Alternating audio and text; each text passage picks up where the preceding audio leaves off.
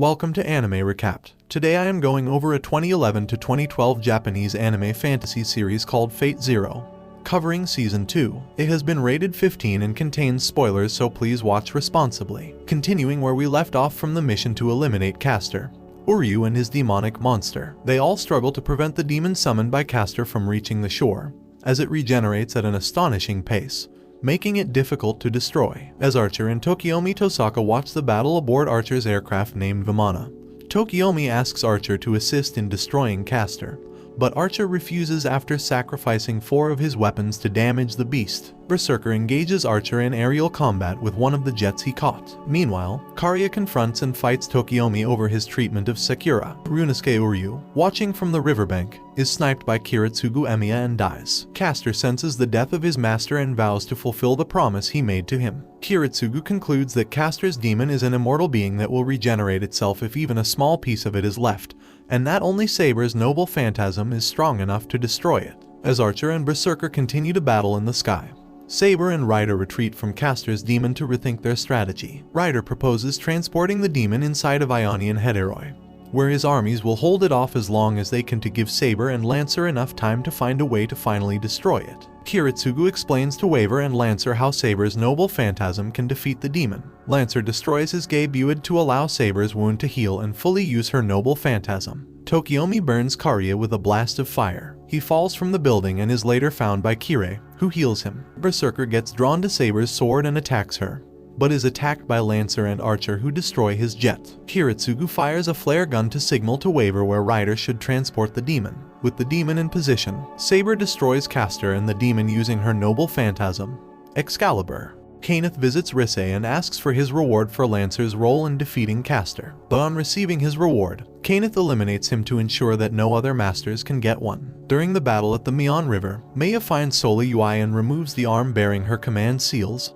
then kidnaps her. Saber and Eri, tipped off by Kiritsugu, arrive at Kenneth's hideout, where Saber and Lancer decide to finish their duel. Kiritsugu confronts Kenneth, holds Sola Ui at gunpoint, and gives Kenneth a contract of G's that will prevent Kiritsugu from killing him and Sola Ui if he uses his last command seal to force Lancer to destroy himself. Desperate to survive, Kenneth agrees to the deal, causing Lancer to curse everyone around him, especially Saber, before he dies, impaled on his lance. Immediately, Maya shoots Kenneth and Sola Ui as she's not bound to the contract. Saber confronts Kiritsugu for the terrible and dishonorable things he would do to win the Grail, and Kiritsugu counters that there is nothing honorable about war, and he will do anything, including great evil, to realize his wish to save the world. As Kiritsugu leaves with Maya, Eri collapses from exhaustion. Tokiomi learns about Risei's unexpected death from Kirei and proposes forming a new strategy. Maya also informs Eri and Saber of the news, and they head to the church to discuss with Tokiomi about his proposal. Tokiomi visits his daughter Rin, giving her a magecraft book and some wisdom before going to the church. During the meeting, Tokiomi suggests a temporary alliance to defeat the other masters first, which Eri agrees to,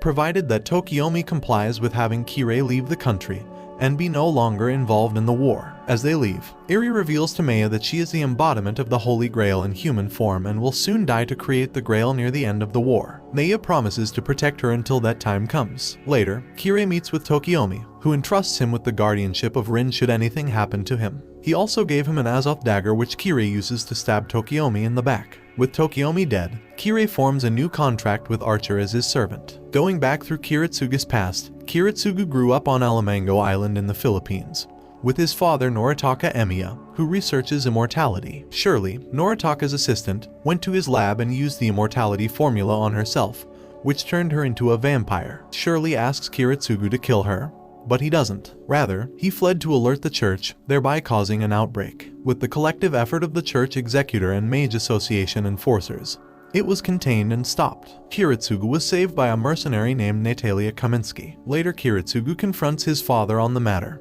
but Noritaka shrugs it off as just an accident and plans to continue, leading Kiritsugu to kill his father. Emotionally broken, Kiritsugu agreed to escape with Natalia. After leaving the island, Kiritsugu began living with Natalia, who trained him to become a mercenary like her. Natalia and Kiritsugu are on a mission to eliminate Odd Dvorak, a vampire mage who controls bee familiars that turn their victims into ghouls. While Natalia boards the plane that Dvorak is taking from Paris, Kiritsugu heads to his destination of New York to eliminate the Mage's associate there. Both were successful in eliminating their targets. Unfortunately, Dvorak was concealing bees in his body, which turned all the passengers and crew into ghouls. Natalia escapes to the cockpit safely. But with the plane filled with ghouls, she asks Kiritsugu to do something for her. He surprises Natalia by saying he already has something planned. When her plane is in view, Kiritsugu blows up the plane with a stinger, destroying everybody on board including Natalia. Before he pulls the trigger, he tells her he was glad to have her as his mother. Back in the present day, Kiritsugu visits an ailing Irisfiel in the storehouse. She gives him the scabbard Avalon. Maya told him Saber has gone to fight Ryder, and Kiritsugu told Maya to protect his Iri while he goes to assassinate Tokiomi. Meanwhile, Waver heads to the forest where he summoned Ryder to replenish his mana before his fight with Saber. Karya wakes up chained from a nightmare and Zaukenmato heals him with a crest worm. At the same time, Kiritsugu arrives at the Tosaka mansion, only to discover that Tokiomi is dead. During that time, Ryder attacks Irisfiel and Maya. Kiritsugu orders Saber with a command seal to return to the storehouse, where she finds Maya injured and Irisfiel kidnapped by Ryder, which prompts her to chase after him. Kiritsugu returns to the storehouse but finds a dying Maya and comforts her in her last moments. As Saber chases Ryder through the city, Kiritsugu investigates and discovers that Ryder was not responsible for Iri and Maya's attack. However, Saber catches up to the real Ryder and Waver, and the two servants duel, destroying Ryder's chariot. Meanwhile, Kiritsugu concludes that the Madus was behind his wife's kidnapping and goes to attack Karya's brother, who reveals that Karya was working with Kirei. Kirei made a deal with Karya to kidnap Iri using Berserker's noble phantasm, which allows him to disguise himself as Ryder. Karya arrives at the church to fight Tokiomi but meets his corpse instead. Ai arrives soon after, and on seeing the two of them believes that Karya is responsible. Ai confronts him, which makes Karya snap and strangle her. By the time he comes to his senses, it was too late. Meanwhile, Archer and Kirei are watching from the balcony, enjoying the tragedy as it unfolded. Waver went to the Mackenzie household. This entire time, he put both Glenn and Martha Mackenzie under a spell to make them believe he was their grandson. However, Glenn points out that he and Martha are aware that Waver is not related to them, but still enjoyed his and Ryder's company. In Castor's lair, Irisfiel is being interrogated by Kirei and later killed by him.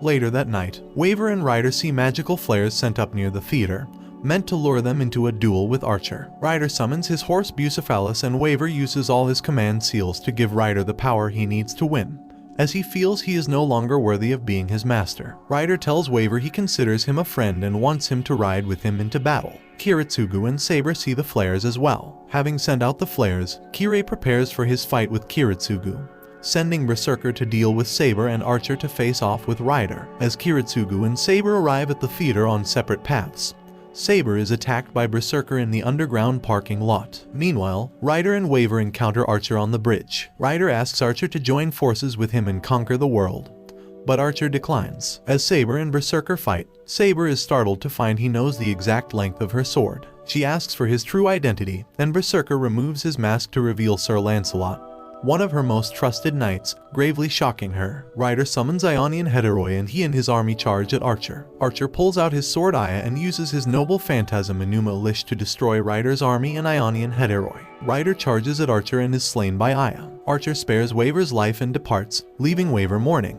Kiritsugu finally reaches Kirei, who has laid out his Iri's body on the theater's stage. As Kiritsugu and Kirei engage in an intense duel, Saber shares the last conversation with Berserker before he dies by her hand. Kiritsugu kills Kirei by shooting him. Saber soon arrives at the Grail stage and encounters Archer. Kiritsugu appears in the middle of their exchange and, to the horror of both servants, uses his two remaining command seals to force Saber to destroy the Holy Grail with Excalibur. The theater is demolished after Saber destroys the Grail, but Kiritsugu is shocked to see the Grail's black ooze pour down from the sky and flood the city, destroying everything it touches and engulfing Archer. Kirei awakens to see that the Grail has resurrected him and granted Archer a mortal body. Seeing that his wish of destruction and tragedy has come true, Kirei laughs hysterically. In the aftermath of the destruction, Kirei briefly notices Kiritsugu searching for survivors in the burning rubble, and becomes overjoyed to find a young boy named Shiro still alive. After presiding over Tokiomi's funeral, Kirei meets Rin and gives Rin the Azoth dagger, and relishes in her grief. Saber, having become a heroic spirit again, relives her final moments on the battlefield. A voiceover by Kiritsugu reveals that he was prevented from returning to the Einsburn many times by the head of the family, Jobstashite von Einsburn, causing him not to see Ilya again. Instead, he lives in Fuyuki City and adopts Shiro. 5 years later, Kiritsugu tells Shiro one summer night how he once wished to be a hero. Shiro promises his father that he will fulfill that dream for him, and Kiritsugu, due to the Grail's influence, quietly passes away. And that's the second and final season of this anime recapped. Subscribe for more videos like this, turn on notification and leave a like to help the channel out. Thank you for watching.